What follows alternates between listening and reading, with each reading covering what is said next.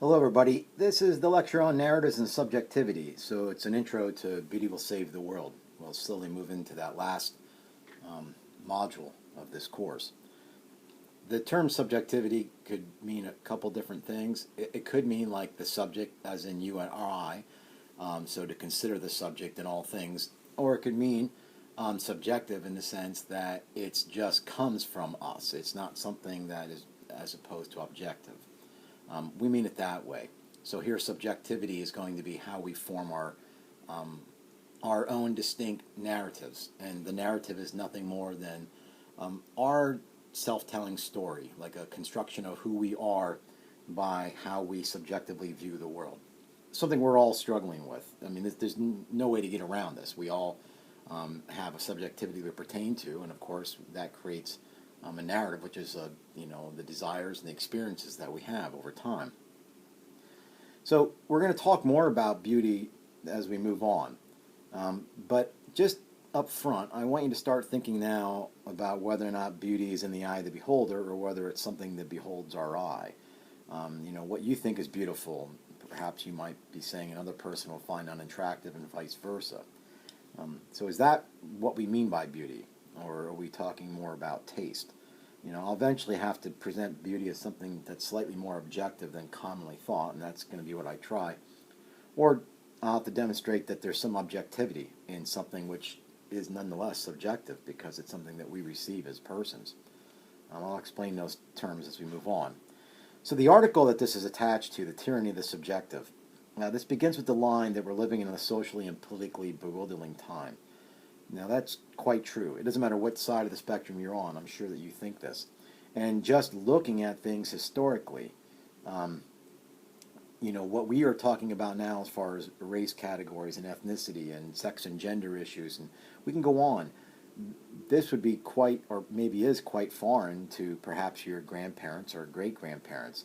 Somebody in their 80s or 90s did experience a different world than we did. So trying to explain some of that, as sincere as they might be to receive it, there's going to be confusion in what seems to be the normal now. So what was normal for them was not normal for us now, and of course what is normal for us now is not going to be normal for you when, God willing, you make it to 90 years of age. So let's just start here talking about these narratives and perspectives. The narrative is not just simply some chronological story of the person, right? I was born, I did this, I was a child, I went to college. So any of you that went to Kairos, one of the talks was that you can't just simply identify yourself by what appears on your driver's license, your eye color, your weight, height, organ donation, something like that. It also has to be a little bit more than, just by whatever we identify as a person, group, or even a culture, right? So, but all of these things, though, what we are possessing as identities and how they convey meaning, we press these things into our own personhood. We'll call that here an identity. And this identity conveys meaning. So for us, it's how we then filter everything that we see out in the culture. So it's sort of the story of, who am I? Or maybe we could even say collectively, who are we? And, that's rather central to who we are as individuals and persons. We would say our being. So a narrative is a little bit closer to what we spoke of as a mythos. It's like this, almost like a sacred story. And even if you don't hold a particular religious belief, that word would at least confine it to something more than just a literal chronological progression. So these narratives, these encapsulate us as stories. So if you ever catch yourself saying, well, that's not me, or this is so me, things like that, right? These are like varied historical happenings, and we press them into our identities, right? Just like in a fictional story, the narrator becomes the perspective upon which the rest of the content is viewed, right? So if you're reading through the perspective of a particular narrator, everything is seen through their eyes. Well, for us, the subjectivity is all of the rest of the culture in the world is seen through our eyes. So these cultural narratives, they're the lens that we understand all reality. And because of the way that we associate ideas of the world and of history, and from it, all their perspectives, we judge and we weigh these things as the ideal. So we have a sense in our mind of this is how things should be. And we sort of move, the way that we're forming our stories through these identities towards that. And we're also conformed to that. We don't always see that, but it's true. And the ideal doesn't have to be real or true. We just might say it should be like this. Nonetheless, we still incorporate into our story because it tells us who we are as ourselves. Now, these narratives, they influence the way we make judgments. And this is where we're going here, because remember, part of this course is we're talking about justice, and justice requires, to will the good of the other. You need to know what that other is so that you can will the good for them, and you have to make some judgment on that. So, all these narratives, whether we're aware of them or not, they influence our judgments. And when we make a judgment, we have to at least ask ourselves, what criteria are we employing, right? If we simply are going to just use our own subjective perspectives, which could be narrow, right? And education is supposed to broaden that, which is why the humanities are so important in education. So in the subjective perspective, we can allow opinions and feelings to resonate within our closed-in narrative. We could almost maybe hear talk in a sense of it threatening it. Nothing more is happening than, each of us were attracted to information that affirms our perspective. That's not an odd thing to say. It's necessarily not even bad. We just have to make sure that we're not limiting ourselves to that. Because if we stay within our own perspective, this is what's known as confirmation bias. Right? So the subjective approach to the world, which may or may not conform to reality, this real, though, what we're calling this real, is still objective, at least, in a sense. So what we have is this objective perspective that we at least know is out there. And those are judgments that are based on verifiable information and facts. Let's be careful, because facts are like data. And to have all the facts is like saying I have all the data. You have to do something with the data. There's always an interpretation there. But we at least need to be able to verify those things that are presented to us, which means it's very difficult in our media-saturated world. So we should probably go against our natural inclination and withhold, and by natural inclination I mean our first impression, and withhold judgment until we could at least let this thing settle out. And it could be that we don't have access to what we need in order to make a judgment. But anyway, we have to find some way to confirm this. Now, the reality is if we only make emotional connections with each other or with these other narratives that we're trying to allow to filter us, emotions are important. We're not, robotic individuals. But the problem with emotions is they're not very easy to share. So, in a sense, let's say it this way. They can't be adequately compared, as equal, like the way that I'm emotively responding to something compared to you. And they could be used. In other words, others can use our emotions to utilize us to form judgments that, follow the herd. Whether we think, we always like to think that we're original. But if we're thinking not that different than the majority of the world, then, which could be good or bad depending on what we're talking about, nonetheless, we're formed by that. And also, emotions are unreliable because they could be motivated by various things. So just keep that in the back of your mind. Now, the reason why I bring that up is because slogans, you know how they work, whether they're social movements or whether they're political candidates, these tend to be the things that we try to use. And we use these always, in a sense, to move some others, and we also realize that they're moving us. So they have a subjective aspect to us as human people. There's an inherent vagueness in any sort of slogan. Whether you say pro-life, that could mean so many things. If you say pro-choice, that could mean so many things. Even if in the back of your mind saying, well, I know what those mean. Probably not. If we were able to have a discussion about it, we'd find out that the people who use these slogans as rally cries could have quite varied opinions within it. Substantial opinions that may be in contrast with the others in the group, but all underneath the heading of the slogan. So what happens is that vagueness, it allows us basically to adapt it to our own narrative. So we could take a slogan and we kind of attach it to our own story, and then we use that slogan through our perspective. But other people are doing that, which means that we may not be using it in the same way. So it seems that we all share the same platform, right? We're all in agreement. But what they agree on may only be an illusion of some uniformity, or just a projection of their own subjectivity. And this could be from our perspective too, right? So this is also true for opposing a particular platform, right? Like, Maybe the slogan just solicits a response from those that it's not meant to gather. Like you never thought that is what the slogan would bring up. But nonetheless, it still has that appearance of unity. Now, here's two that you see going off through social media, at least I have, quite frequently.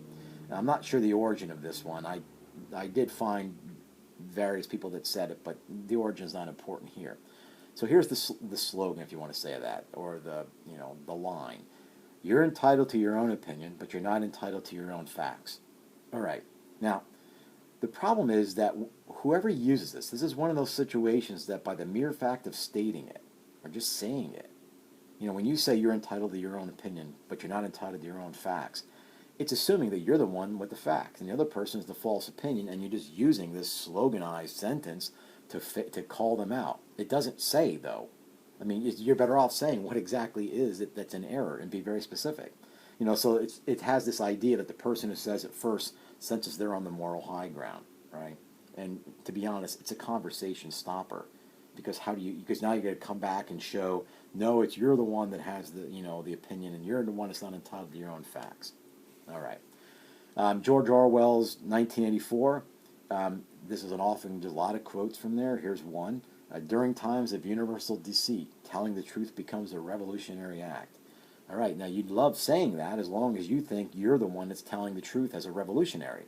And everybody else who doesn't agree with you is because they're involved in universal deceit, right? So it presumes, again, to be insinuating that the other person, is deceiving. And, then there's anger because they won't accept the truth. It's a great line. But, in the context of the story, it fits. It's not a bumper sticker argument to use when you're out and about. All right. So how do we get over some of this? Well, there's this Latin phrase, audi alterum partem, right? So Finn, he talks in his article about this. This is the response, to an increasingly an emotional interpretation of reality. So let's just accept that. If you don't, then maybe we would differ on this. But I do think that the majority of people interpret reality via emotions. And I've already said the problem with that is you can't easily share them. They're prone to utilize these as things to hurt us, and they're just unreliable. Those three things, right? So anyway, this emotional interpretation of reality. This results in not only not listening to the other side if you don't do this, right? Because remember, oftentimes people are just waiting for the other person to stop speaking so that you could tell them what you want, right? This says first, audi alterum partem. It literally means listen to the other side. So you don't have to just find what's common between you two, right? In other words, it could be true that we don't really know a person until we consider their point of view. And maybe that's what the goal should be, just to thoroughly and fully understand what is it that they are trying to say. Because this is their subjective view, and we can't ever forget that as we are filtering this, we're doing it through our own subjective view. So it's an important part to realize that simply listening to a point of opposition is not the same thing as agreeing. Allowing somebody to finish it doesn't mean, well, I'm giving them time. Now, we're not arguing over here whether or not, the Holocaust is good or bad. That's not like the two sides. Neither would we argue about if racism is good or bad. We could have genuine discussions on whether or not particular incidents or actions or language is racist, but there we need to be in discussion. So letting the other person speak doesn't mean that we're agreeing. In fact, it'd probably be better if we just forgot the words opposition and we began to start to think that both people are in pursuit of a mutual truth, right? That's what dialectic does. Knowing the truth, and here we're talking, it has to include verifiable facts. It may not change their view, and their facts may not change our view. But even at the end, we're going to have a more nuanced understanding of what it is that we're having a discussion about. So when we start to talk about, let's say, the various goals of listening, which may sound odd, or might even sound like something we should have learned when we were in kindergarten, there is a few things, though. In a discussion, our goal should not be initially to change the other person's mind, and never by some means of manipulation, especially by manipulating facts, which could include misrepresenting them or just leaving out the ones that don't fit our so-called narrative. And you also don't want to guilt them into agreement, which is what some of the woke stuff does, right? Like the woke sense takes a high moral ground immediately. That's the idea. It's like what they would call virtue signaling, right? Now, we have to admit that it's difficult to separate our stances, the stories we have, right, from who we are as a people. So the other person's like that too. So we're going to have to be mindful that if somebody is convinced of a particular thing and we're attacking their stance on that subject, it's likely that they're going to interpret that as that we are attacking them as a person because these ideas get internalized. Um, Also, if we just listen first, which includes, again, understanding the nuance of the other person's position, otherwise, okay, let's say if we didn't do that, otherwise it'd be counterproductive to either respond because we're not responding to a point that we don't fully understand, or we might be responding to a point that's not really that they hold. It's often that, if somebody says, I'm a Democrat, I'm a Republican, we automatically put them into a particular type or stereotype, we'll say it that way, and overgeneralize, and then we needlessly drag in non-related differences between us that have nothing to do with what we're talking about. All right, that brings us to proportionality, which means just what it says. There's a criterion of fairness, right? And this points to this level of retaliation. People often, in arguments too, they like to see and I should say real quickly that most people do not know what an argument is, because an argument is not a quarrel.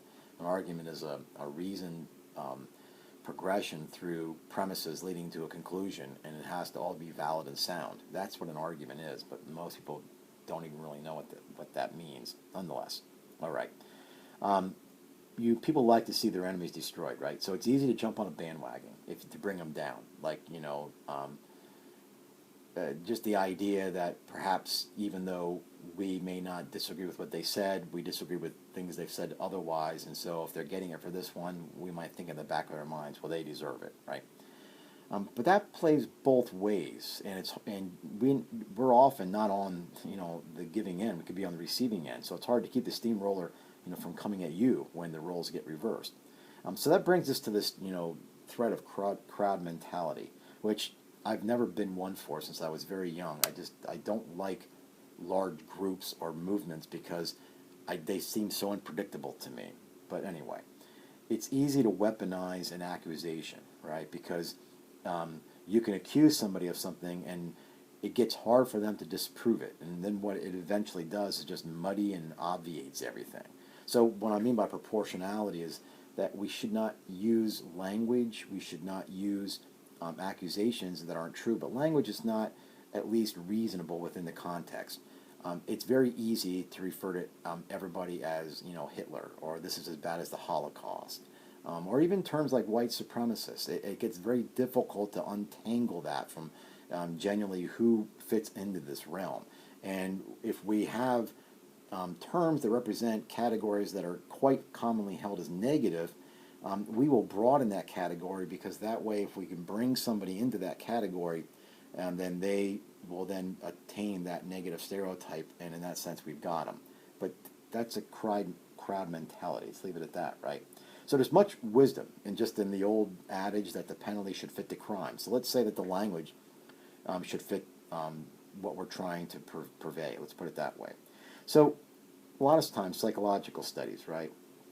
They show these feelings of moral outrage that people feel, and even if it's genuine, right? Sometimes it has more to do with maintaining a moral identity. In other words, if we can maintain the moral high ground and maintain that identity on the moral high ground, then it alleviates guilt. It could be past guilt, or participation in injustice, or maybe with a lack of action, or maybe just the sense that what we're doing now counts, something like that, right? So all of this, it boosts our own identity as moral persons. So, it's like a collective outrage. We need to stir it up. And sometimes the means is not questioned, right? So we just pile on. We see a celebrity that may have been called out for something that they did 25 years ago, and in the back of our minds we're thinking, yeah, that was wrong, and okay, it was wrong back then, but we're looking at it differently now. And things, especially through Twitter and other social media avenues, can really rip somebody down pretty quick. And then once this thing, it's like a steamroller going downhill. You can't stop, and you don't always know who's going to roll over, right? And we like it when it's somebody else is doing it. Nonetheless, in a classroom, right, we should always have an environment where topics we can bat them back and forth, at least for the most part. it gets a little harder out in the public, square, right? I mean, it's hard enough to talk about certain things even within the confines of a classroom that's, designed to speak about these, because we all are showing these subjective perspectives that we have, right? And these identities are pressed on us. And I know as a professor, I know how I mean it. I don't often always know if how I meant it was how I said it, and I have no idea how you're hearing it. So, there's a lot of filtering that can go on through all of this, that it's impossible to account for all of it. There's no way. So think of how it would be like in the news media. It's virtually, or social media, or the mainstream news. It's virtually impossible, because they're doing the same thing, right? The word media just simply means that thing that's in between. Like an artist would use the media of oil to put their ideas onto canvas. So news is trying to filter what they've discovered, and through journalistic approaches, and then share it with us. But we all know that there's commercials that run, and the people that pay for those commercials, the reason why they're there, and it's hard to get unfiltered news. So this is why we struggle. So that's why we talked a little bit about political correctness in the past, right? Anyway, so certain things can be thrown out. Nobody wants to be deemed a xenophobe, a misogynist, a homophobe, a racist, a sexist, right? All those things. Those things are very powerful words, and they are worthy to be used in the context. But we need to watch, are they helping us towards this goal that we have? If the goal is to listen to the other side, again, we're not arguing whether or not misogyny is good. We'd only be trying to have a discussion as to whether or not this particular act is misogynistic. We would not be arguing over racism is good, or sexism, or homophobia, none of those things. But we're trying to debate like something that surrounds those. And that gets to be a little bit different, right? So we don't want the argument to stop. We're trying to figure out how to keep it going. So anyway, we have to watch that we don't just appeal to emotion, right? Because that just raises people's indignation and also their tempers. And then all that thing is just, how that goes. It just complicates everything exponentially, and things don't go well after that. So we have to watch this. Don't allow the veracity of an argument to depend less on verifiable information or facts, and more on the level of outrage that's formed through opinions and feelings that resonate within our closed-in narrative. And this is what he calls the tyranny of the subjective, that we've allowed this to happen. So the veracity of the argument cannot just be the level of outrage. The fact that if somebody is mad about something because they belong to that group, because they identify with a particular position, doesn't give them the moral high ground just to, come out strong on it. Because we don't realize that we all have these closed-in narratives that we, stay within, and they resonate, and that's the tyranny. It's almost like we're bringing tyranny on ourselves. That's the point of the article. So we don't like it when we're trying to argue our case, and only one side's being heard, like being shouted down, something like that. We see that as, like, it lacks, I think we would think it lacks an innate grasp of fairness. At least that's how the article puts it. And more often than not, we're okay with it, provided it leans towards the popular opinion in favor of our side. In other words, if you're a Republican and you're seeing some Democrat really take it, even though they don't really quite, should, you're kind of okay with it, because that just, takes a kink out of the opponent's armor, and vice versa. The Democrat would be more than glad to see a Republican governor fail, even if that's not their state, because what do I care? But it's one more or one less than a Republican. So you have to watch how people treat like the so-called other side.